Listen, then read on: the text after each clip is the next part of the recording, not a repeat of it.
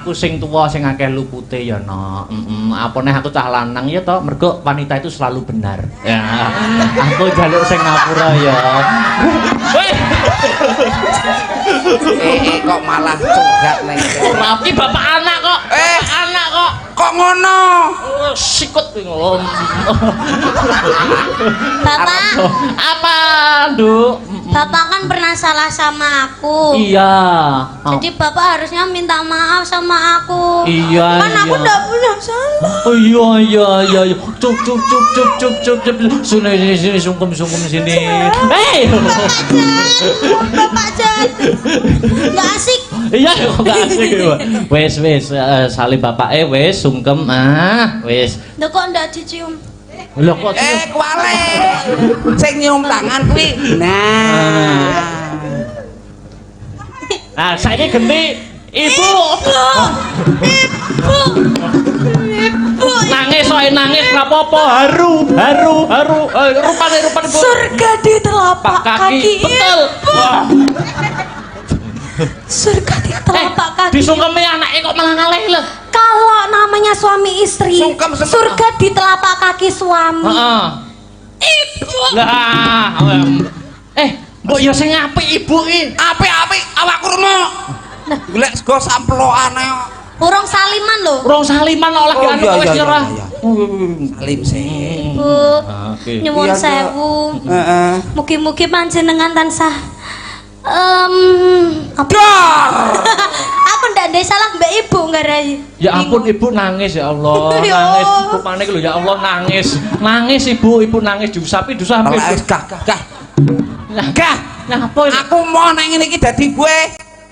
Oh ganti peran. Ora kajen. Ganti peran. Kamu mau jadi apa? Aku dadi Aku anak. sama anak. Iki bapak Ibu. Iki ibu. Kowe bapak. Aku. Bapak. Aku anak sih ya. Iya. Oke. Kowe metumu keri panggahan. Oh iya. Betulan sih. Aku anak karo ibu. Modar wong loro. Oke. Tedok. Gedung.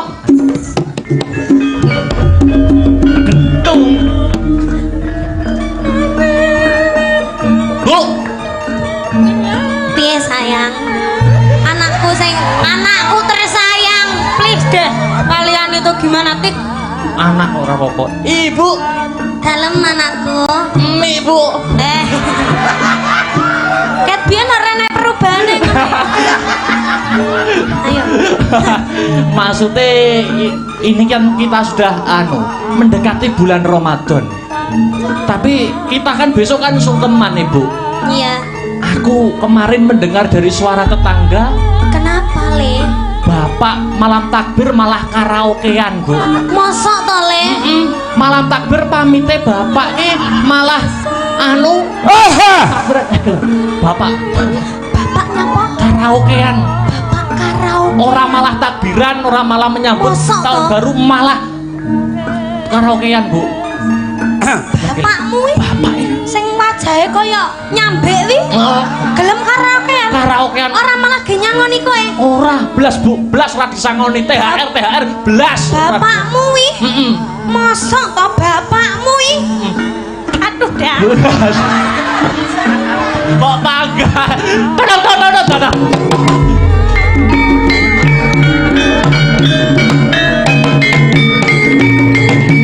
Aja nyebut jenenge Nikan Salindrek. Le urung wajahmu remuk le. Syukur Pak we. Mongko we mudar. Kowe wani ngance omahku lek ra remuk dasmu. Piye to, Lek ra Ki? we ngalih. Ha iki. Piye to ki? Ngalih. Takbiran. Riyo renek bapak ra apa-apa penting kowe bongkok. Bar. Takbiran. Bar. Hei. Apa? Bapak. Bapak opo? Ya toh? Bener toh? Bapak Opo? nyapa le bapak? Rasa nyedek aku tak untal dasmu. Karaokean karo LC katok sak muene. Modar ki kok aku. Wes, wes, mau aku. Jane kurang apa to, Mas? Aku kurang apa? Wes syukur we. Aku kurang apa, Mas? Apa kurangku? Apa aku gak ono apa-apane? Padahal wis tak apa-apane. Wes piye? Ganti peran nek. Aku dadi bapak ora kajen. Iki pergantian pemainnya ning nggur karek siji lho. Karek siji nggone. Kowe dadi anak. Wah, aku dadi anak. Lah dadi anak iki mesti disayang. Sangone. Sapira salah anake mesti. Iki lho cocok aku nek dadi anak seneng aku. Tangkap Mas Sabar. Dadi anak. Ayo, duduk. Duduk lah, dhewe bapak ibu. Nah. Ibu. Pak nih. Yo. Rene apa nih? Piye ibu Bar iki sungkeman. Heeh. Iki ditata sing rapi. Ben ora ireng kabeh. Nek kangen tak wedaki to sini. Ibu. Piye, Pak? Iki malam takbir. Yuk. Malam takbir kuwi sunah rasule. Oh. Maksudnya takbiran. Tapi aku krungu suarane tangga. Nyapa Pak Bu. nih? Ya ampun. Urung Oh. anake dhewe. Anak kowe nyapa to nyapa ora tak apa-apane kok wis anake dhewe. Nyapa Pak nih? Anake dhewe kan wingi kan pamite dina iki takbiran. Terus. Tapi jarine tangga sampe ngomah bengi iki malah balapan. Bapak sapa sing ora wirang? Dek mau ki tak VC ki takbir keleleng lho Pak. Assalamualaikum. Saya menengah sik ning kono sik. Wis syukur wis. Pamite iki takbiran. Takbir keleleng Ah, ki wis lho. mbok VC iki takbir. Wis tak VC. Jarine tangga sampe ngomah ki lho. Jare tangga sampe ngomah ki malah balapan karo kancane, dem-deman karo kancane. Larangan kok adalah perintah kaya bapake ngono dem-deman ngono. Wah, ora nek aku. Sapa wong tuwa sing ora wirang? Pencemaran nama baik jenenge awake dhewe malah elek ngene iki. Ya apa ora? Ya Allah Pak Ne wis gak pisan pindho lho ngono kuwi. Padahal sesuk bodo. Ran ning ngapuran saling memaafkan anake dhewe tetep gawe ulah. Piye ngono kuwi? Sampeyan iso ngomongi anake ora? Ya karo kowe ya, Bu. Iya, Ya karo kowe. Turun. Lho lah kae anake, lah kae lho. Ah, hei. Anakku Rene anak Rene.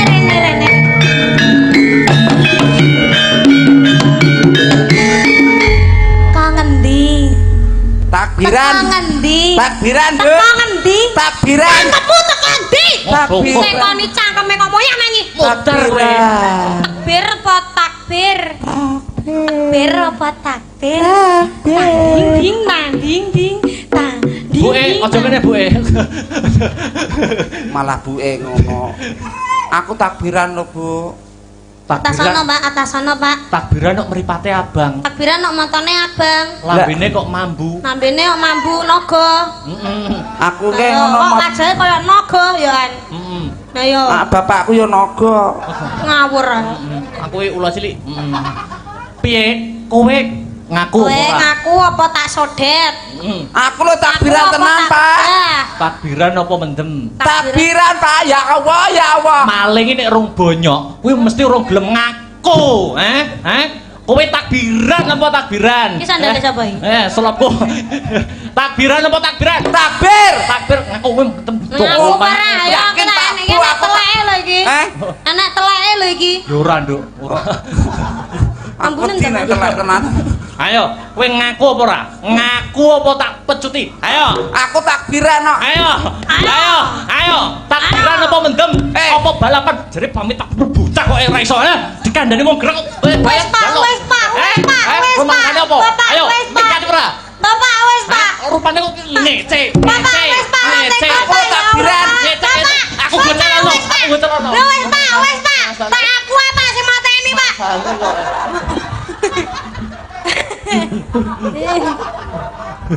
Walah bangetan ta ya ya.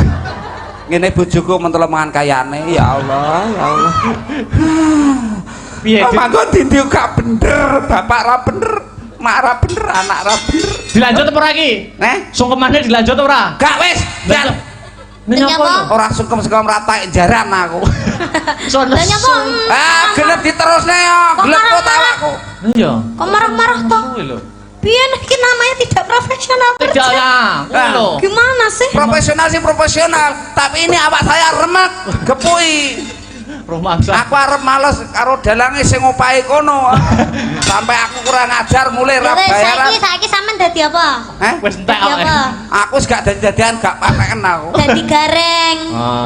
Dadi gareng. Topine digosik to, topine digosik ben heeh, nek ngono malah ora kaya gareng. ben ra kaya Power Kuwi lho Rangers. jane rinjinge sapa kuwi jane iso digawa ning dhuwur panggung iki lho. Bah rinjinge nggon rias mau. Mawur ngene tuan rumah barang mbok gawa. Ora ono kok. Tase sapa kuwi? Tase simer-simer. Tak ki ngadai sandal lumayan.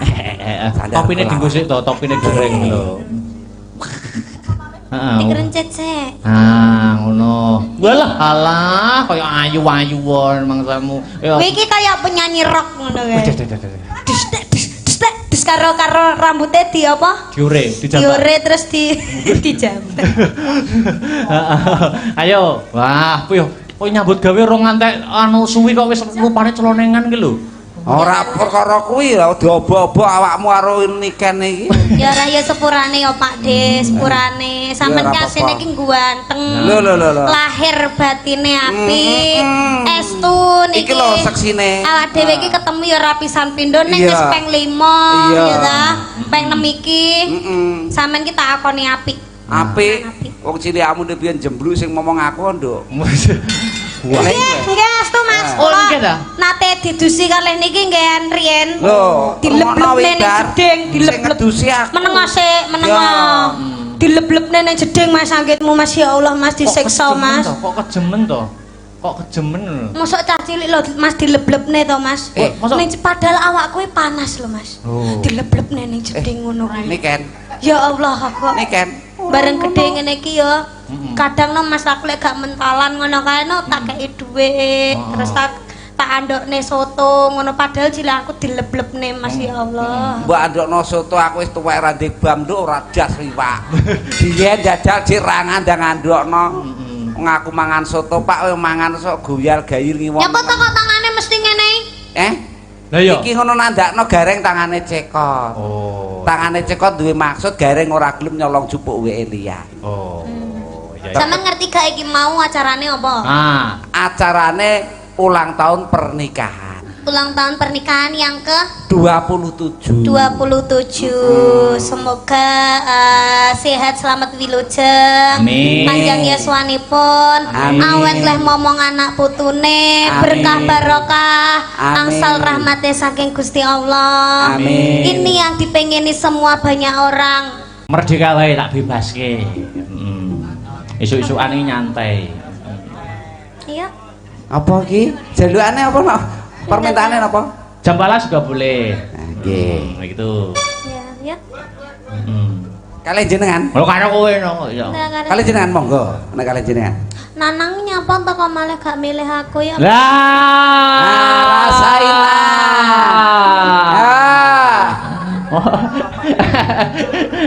Lanang pendatang rezeki loh yang meneng-meneng gitu. Mak brul Pak. Mau arep tak kei THR malah ras. Lah, syukur deh. Kamu lebih memilih Mbak Enggar ya kamu. Aku pengen karo bandingan Jambu Alas. Nggih monggo. Nggih, Siap. Asabar, Kondusif. mohon izin. Wah, ngon bebas mawon. Yo, nggih. Bebas pisan. Nggih, monggo. Entun tak yuk. Aman Mas Akbar, tenang mawon. Wah, tenang kowe. Yes. Ya, Beh. terakhir ora apa-apa ya, terakhir. Sewengi. Nggih, kula tak nutukne lakon. Nggih. Monggo Mas Bagong. Nggih, keripik gedang keripik telo ya Mas Gareng. Sami-sami. Gedang waton roto. Ayo, pelak. Yo. Nutuke lakon Semar Membangun kaya ngopo babaring lakon.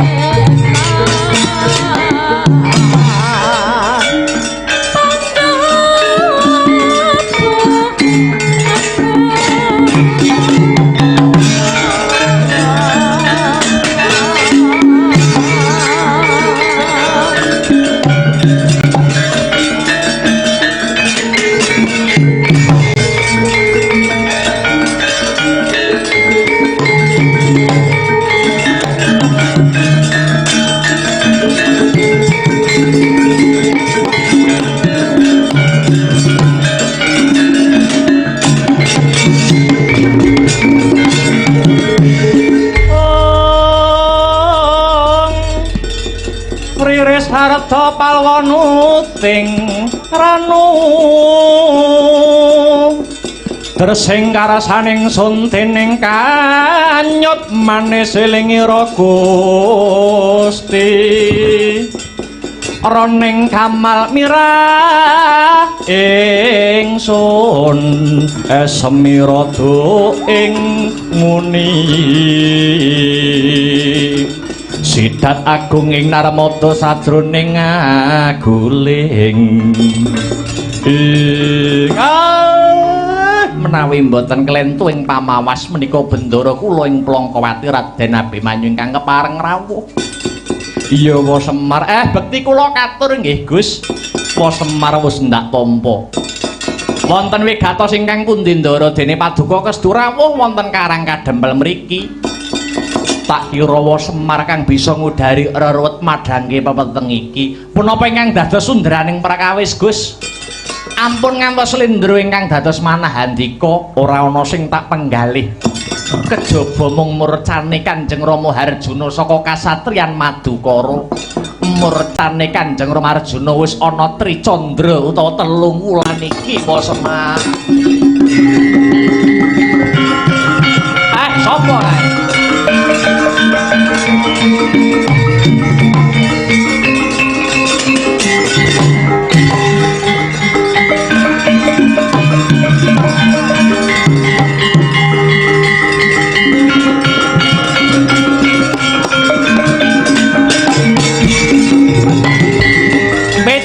Wis bali ana Praja Ngamarta. Iya, Ma. Niki kula sawang Ndara Abimanyu. Iya, Petruk. Bekti kula katur nggih, Den. Iya, Petruk wis ndak tampa. Kepiye? Kepiye asile kowe saka negara Ngamarta antuk gawe apa ora? Ngene ya, Pak. Sak tekaku ana si pinggil Praja Ngamarta iki mau jebule kedhisikan karo rawuh sinuwuning Mandura Prabu Baladewa. Kang sarimbit karo Patih Ngastina ya kuwi Patih Sengkuni. Lah tinemune sinuwun Prabu Baladewa ya duwe perlu kang padha ya kuwi nyilih wujude jimat Jamus Kalimasada. Wekasane dadi geger nganti dipisah kelawan Ndara Werkudara. Sak rampunge dipisah Ndara Puntadewa nyusul njuk ngendika isine pangandikan sapa wae bakal disili wujuding jimat Jamus Kalimasada yen bisa mujudi kembang sing jenenge Sekar Jati Wasesa. Kabeh mau wangsit sing ditampa dening Prabu Puntadewa, Pak.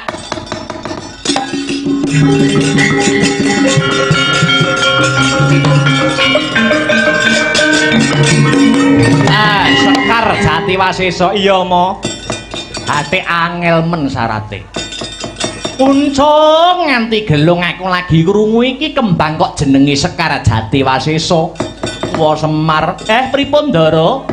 Biyen Abimanyu kaya tau ngerti kang aran Sekar Jati Wasesa mau.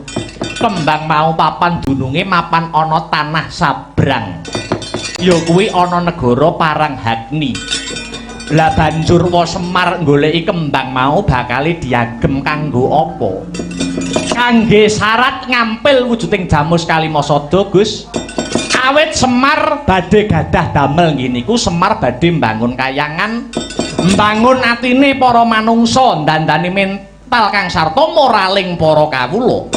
Yen pancen kaya mangkono wae, ayo luwih dhisik bakal tak bantu ing areh ngupadi Sekar Jati Wasesa. Mbok menawa Sekar Jati Wasesa kang disuwun kelawan Wa Puntadewa mau ana sambung rapete kelawan murcane ramaku Raden Arjuna.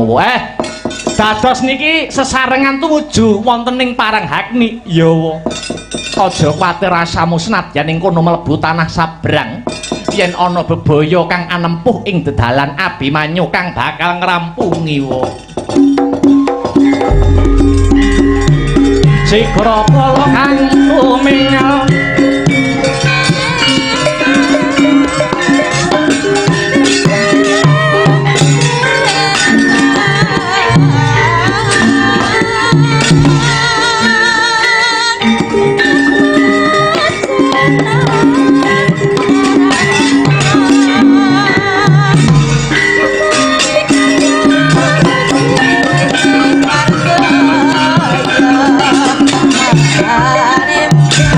Mane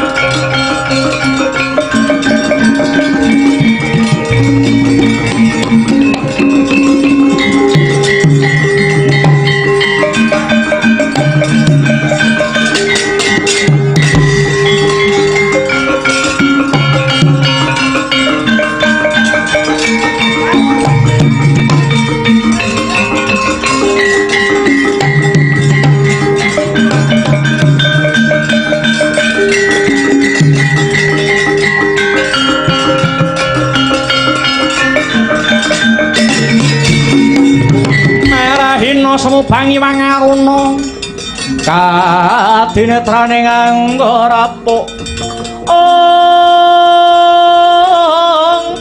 sabaning kukila ringkane goro saketer kidonganing kunglir wuwu sing pinepanca ing patupat durung adol aku saka praja parang Hagni iki lah kok kepapak ana satriya bagus dedeke ngringin sungsang pengawake Guwaya Teja memper kaya sajroning pangimpenku jenengmu sapa Raden Satriya Plongkowati ya Tanjung Anom kekasih Raden Abimanyu. Raden Abimanyu? Iya. Paduka ingkang kula pati Raden.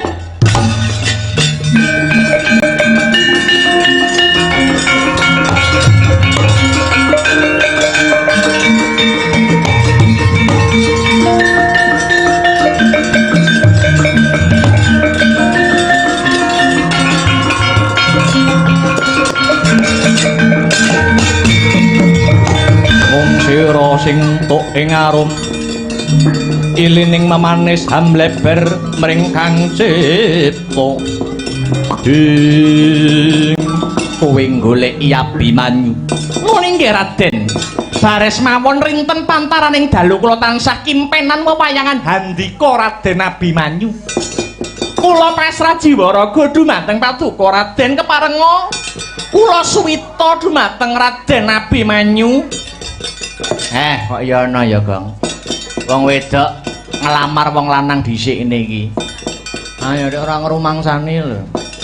Dara Abimanyu priyayine bagus sing wedok rupane mringis. Piring kesampluk teklek, raine gluwing sikile mlethek kuwi.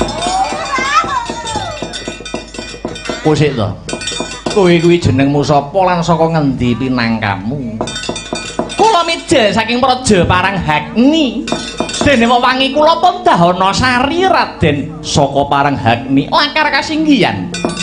Bebana punapa ingkang kedah kula wujuti badhe kula sembadani Raden. Paduka nyuwun menapa waton saged sesandingan kaliyan Raden Abimanyu punapa kemawon badhe kula wujuti.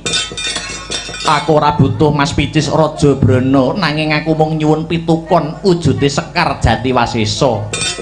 Manut kabar kang sumebar pawarta kang marata Sekar Jatiwasesa mapane ana negaramu parang Hagni. Leres dawuh handika Raden. Paduka ngrasakaken Sekar Jatiwasesa? Iya, aku mung nyuwun kuwi Daunasari. Sumangga kula kanthi wonten negari kula parang Hagni paduka Raden kula aturi methik piyambak Raden.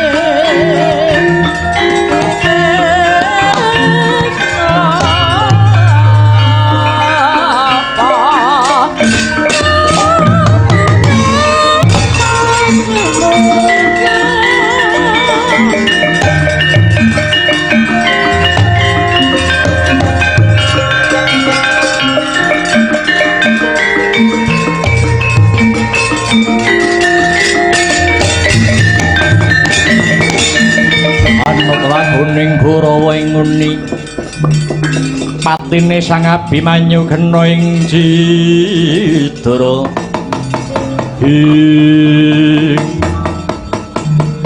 Wa Semar iki wis tekan ana jroning praja parang Hagni sarta wis antuk palilah methik wujuding Sekar Jatiwasesa.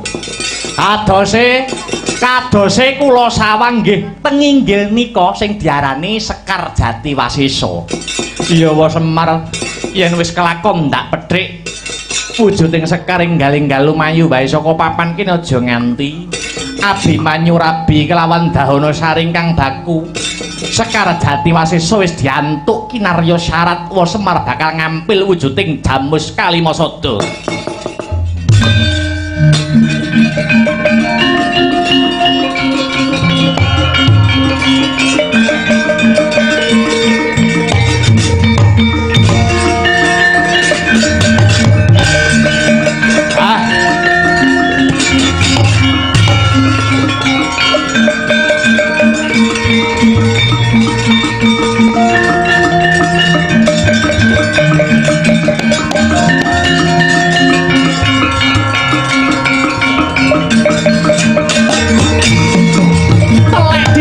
Si mripatku melek diapusi jebule Raden Abimanyu mung melek kelawan kembang Jatiwasesa panjenengan melayu panjenengan ngoncati janji tak tututi kowe Raden Abimanyu.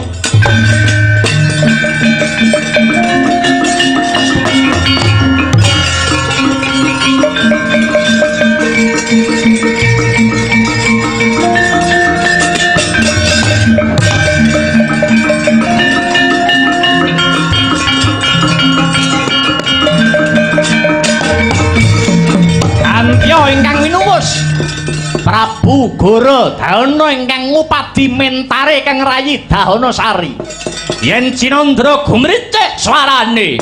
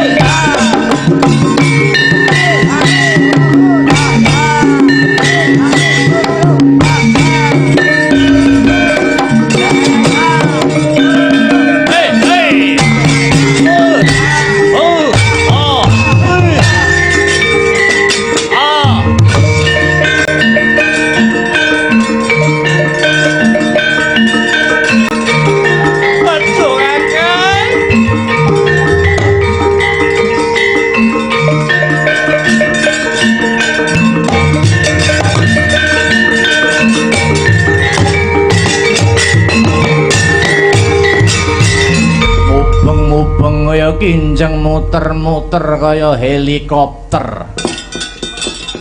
Panggonku goleki kowe taono sari. Waduh, kedrawasan Kakang, kedrawasan. Kedrawasan piye? Aku wis kelakon ketemu kelawan momani ing kalbu ya kuwi Raden Abimanyu. Sekawit Raden Abimanyu gelem nampa katresnaning Daonasari, nanging kudu nganggo pitukon wujude Sekar Jatiwasesa. Satemah Raden Abimanyu tak kanthi ana praja Paranghagni. Bareng Sekar Jatiwasesa wis dipethik karo Abimanyu, Abimanyu tinggal glanggang colong playu. Raden Abimanyu tega karo aku Kakang piye?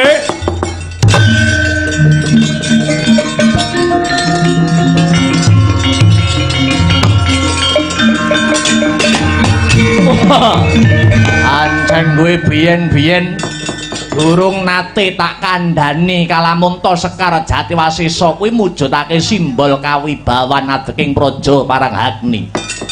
Yen Sekar Jatiwasesa kuwi mau ilang tegese uga wis ilang kekuwung lan kasektene praja Paranghagni.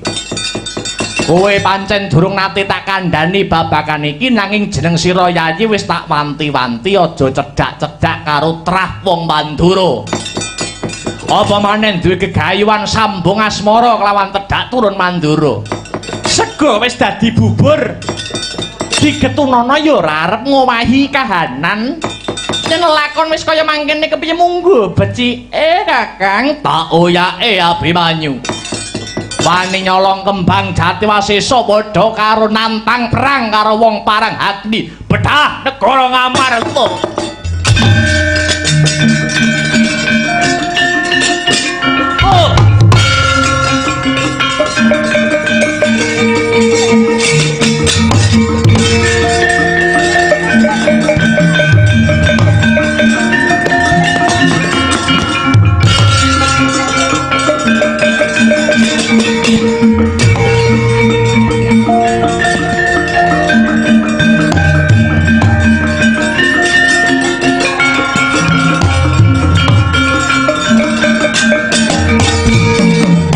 Kresna nangandika duh Yayi Prabu Hayuwa Sungkaweng Tyas ing lonjong mimis lampahipun melar mingkus napasipun menika Koko Prabu ing Mandura. Iya Kresna, wonten wigatos ingkang pundi kok sajakipun nggih aku bantunen ya Kresna, aku bantunen.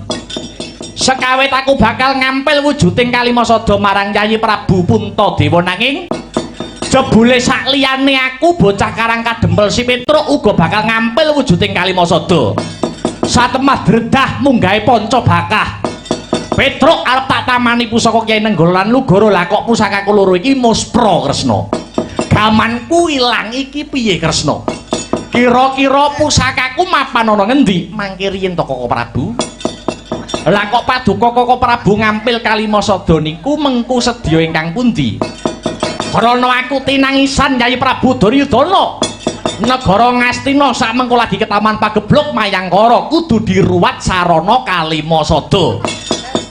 Lah dene Petruk kuwi nyilih Kalimasada ki kanggo bapake ya kuwi Kakang Semar anggone bakal bangun kahyangan Kresna. Koko Prabu, paduka ditangisi Yayi Prabu Duryudana menika janjanipun namung pangreka dayanipun para Kurawa. Awit menawi Kalimasada sampun diregem dening Kurawa tegese Pandhawa sampun boten gadah dasaring negara ingkang dados simbol kekuwataning praja. Waduh ya Yayi. Banjur piye carane aku kudu nebos kaluputan kuwi iki Di? Nenggala lan Lugara tinemung mingking ingkang baku paduka Koko Prabu kedah sabiyantu Kakang Semar anggenipun kagungan sedya luhur badhe hambangun kayangan bangun jiwane para manungsa.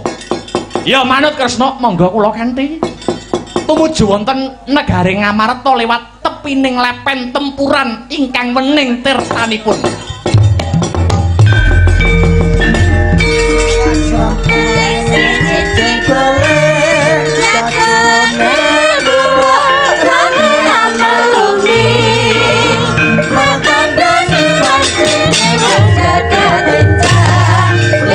Panjalino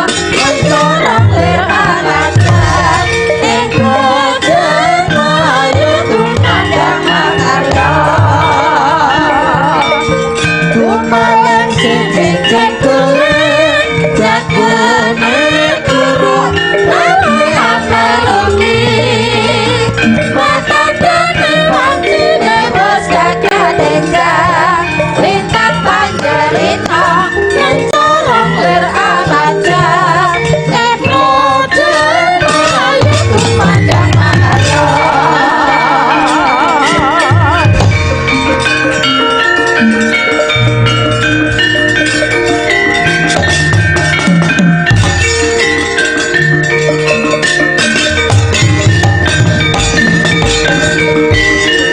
Rata saking kutha Sakuradala yen tanah mutusa sang sri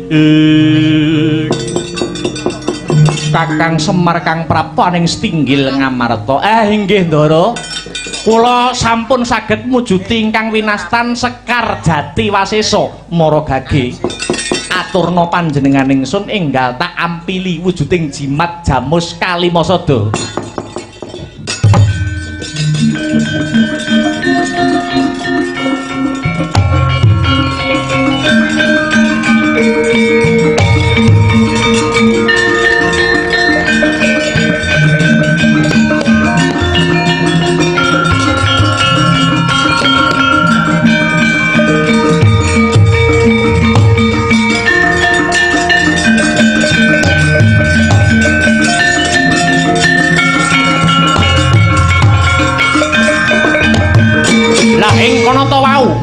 nalika Sekar Jatiwasesa sinandhingaken pustaka Jamus Kalimasada ana kaelokaning jagat Sekar Jatiwasesa badhar sejatining wujud Raden Arjuna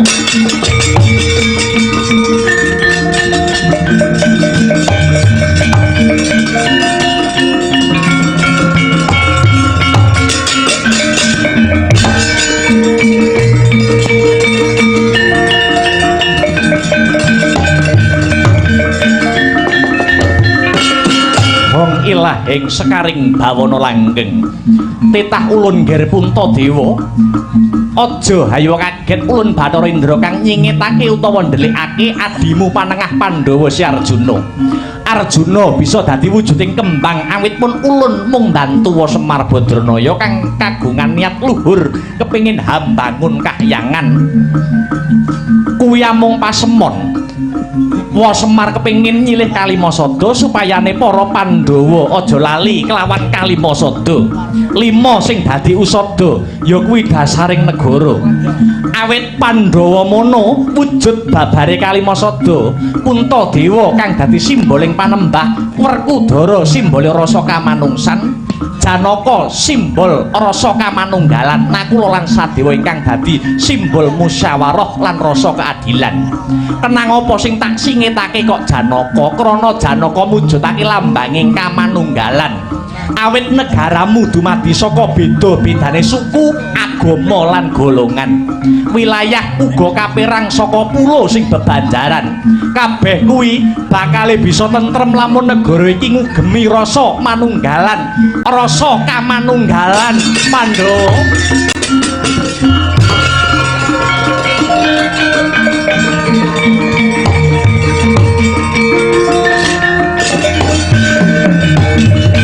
Janaka kang wis timbul nun inggih Baka Prabu kula dipun utus kaliyan Bathara Indra salin wujud dados Sekar Jatiwasesa ing sedya bebantu Kakang Semar anggenipun badhe hambangun kayangan syukur seketi jumurung sinuwun punta Semar badhe garis ngandhapi menapa ingkang dados ature Bathara Indra janjane kula niki nggih mboten badhe ngampil wujuding Kalimasada kok Ndara kula ngampil Kalimasada niku namung damel pancatan kula mbangun kahyangan ngimutaken dhateng Sentana Praja ampun ngantos supe dhateng Kalimasada utawi dasaring negara punika kedah digondheli sing kenceng supayane negarane tetep tentrem kawulane tetep ayem Gus geger Jawi.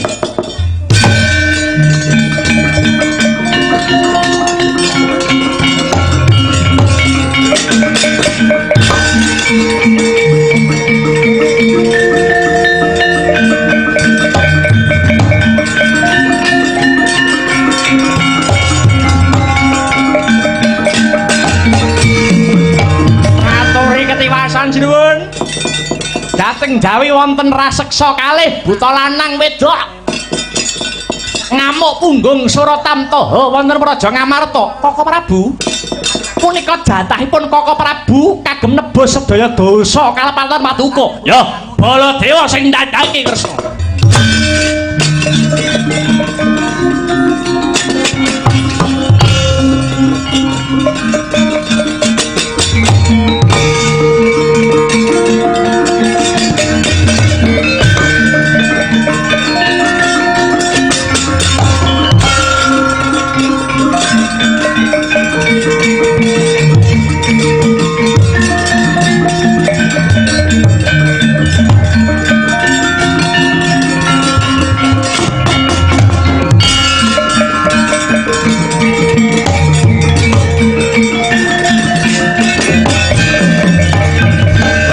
Negara Ngamarta. Lakon bisa bedah negara Ngamarta yen bisa nandhingi Prabu Baladewa Nalendra Mandura. Wah, iki wong Mandura.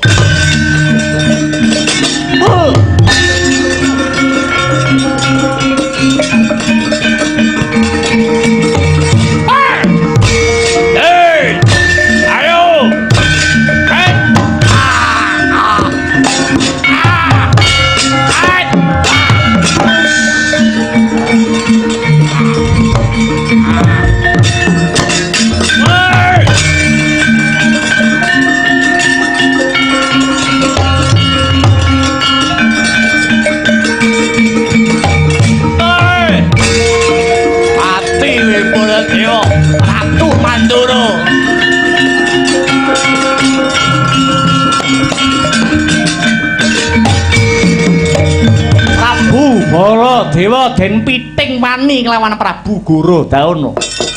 Menapa ing Mandura prasasat kaya wis linalosan otot bebayune. Anane mung pasrah sumarah mring Gusti Kang Maha Murah. Ucap sakala ana cahya murup sak mrica binubut saking dirgantara.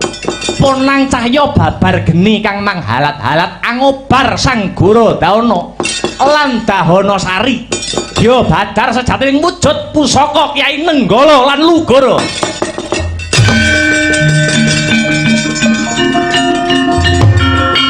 Sampun.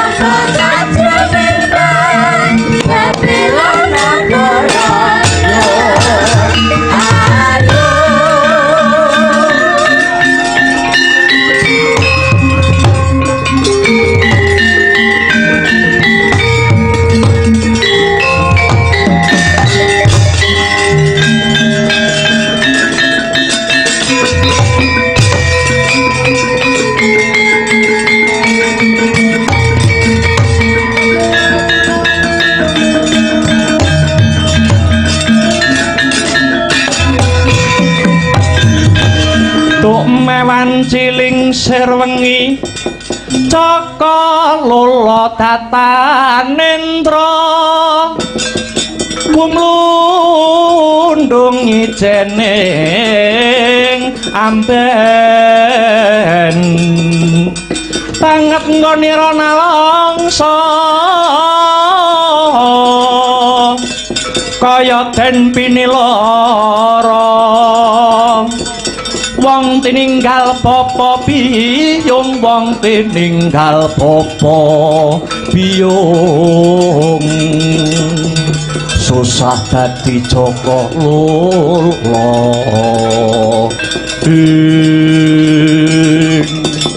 Rama Pukulun Bathara Brahma ingkang tumedhak hamrepeki kang putra Baladewa ya. Ulun kang paring pitulung marang jeneng kita kanthi srana ngubarke geni kinarya mrawasa Sigara Dahana lan Dahanasari. Lah kok menika badar pusaka kula kekalih Nenggala lan Lugara liripun kados pundi Pukulun? Baladewa, sayektine pusakamu kekarone ulun ingkang jabel. Nganti tak dadekke buta loro lanang lan wedok awit pusaka Nenggala lan Lugara kuwi sejatine ya kena sinebut pusaka lanang karo pusaka wedok.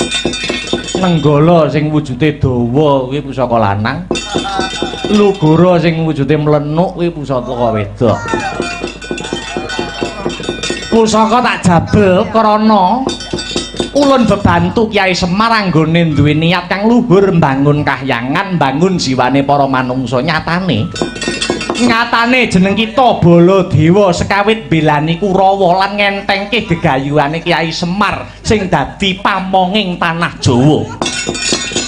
Apa maneh jeneng kita Baladewa bakal mateni Petruk nganggo pusakamu. He Baladewa, apa jeneng kita ora eling nalikane ulun menehi pusaka kekarone iki marang jeneng kita? Ulun wis meling pusaka iki kanggo srana memayu hayuning bawana, njejekake lajering kautaman, ora kanggo srana sewenang-wenang. Waduh, kula nyuwun pangapunten Pukulun awit saking putunging raos cubluking pangertos ngantos Baladewa tumindak ingkang nalisir saking bebener. Pusakamu kekarone wis bali gunakno kanthi bener becik. Njaluka pangapura marang Kyai Semar.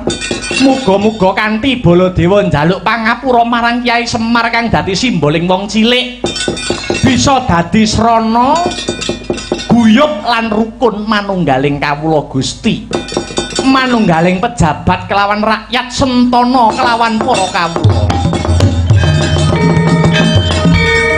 Sampaknya anak untung Gungga guyup dirwani Rampa aranca katon siga Sinaya anu biroka Sampaknya anak untung Gungga guyup dirwani Ramba-ramba katon siga Sinaya wirana